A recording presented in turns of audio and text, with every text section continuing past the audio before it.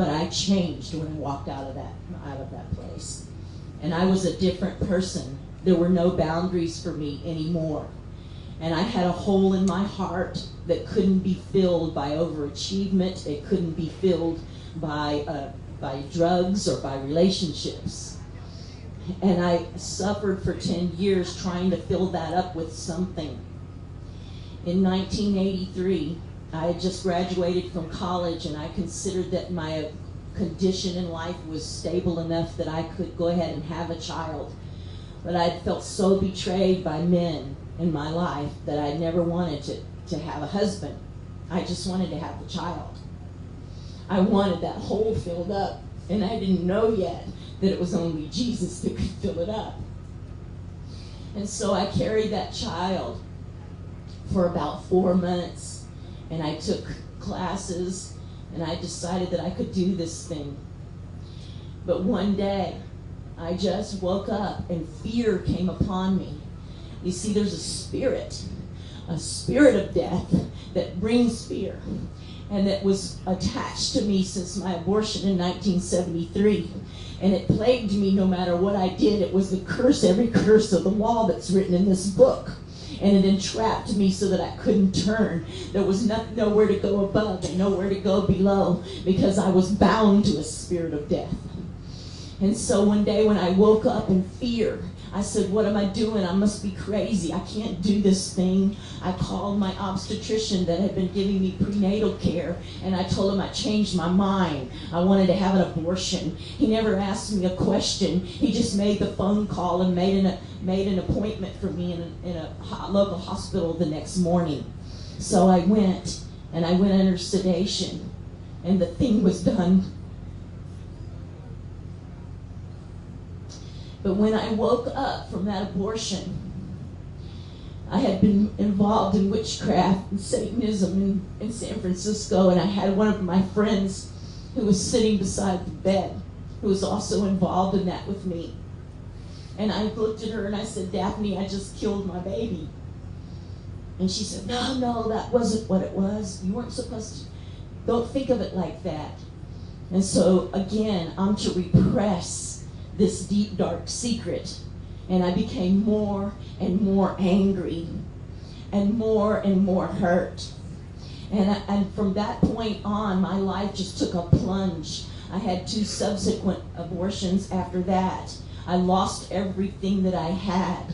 I got really heavy into drugs. And when it got to the point where my cocaine habit was about $1,000 a week, and I still couldn't kill the pain, I went and I looked into a mirror one day, and I looked in my eyes for some kind of answer, and I was calling out to some kind of God that I didn't even know.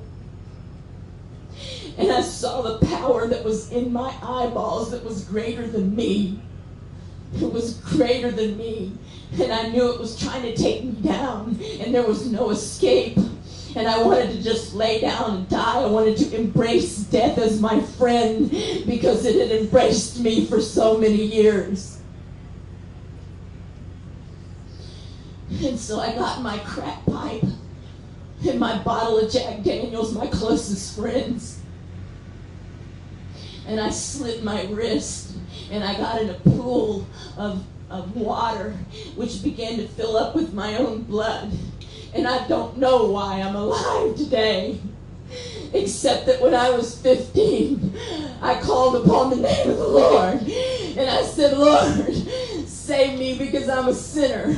And I was in a little Baptist church where they were playing Just As I Am, and it was just a little incident one day for me, and that's all it lasted. And I never followed Jesus after that. That little 15-year-old who went down to that altar and made that commitment to Christ honored his covenant with me, though I had no idea what it meant. And when I was faithless, he remained faithful, because he couldn't deny himself. And his blood was mingled with my blood in a covenant relationship that I didn't even know I had. And so when I slit my wrist and the blood flowed from me, my blood cried out to Jesus, just like the blood of Abel that cried out from the land. And Jesus heard my blood, and he came to save me. And there was a light that came in that bathroom overlooking the San Francisco Bay that night. And I to this day proclaim that that was Jesus. It was Jesus. It was Jesus who delivered me. He came to get me because his arm was not short. His arm is not short to save America. Though our land be drenched in blood, it cries out to him. It cries out to him. And we know God's character from this word. And the word that was given forth this morning in Leviticus 18 says that, and thou shalt not let any of thy seed pass through the fire to Molech, neither shalt thou profane the name of the Lord thy God. I am the Lord.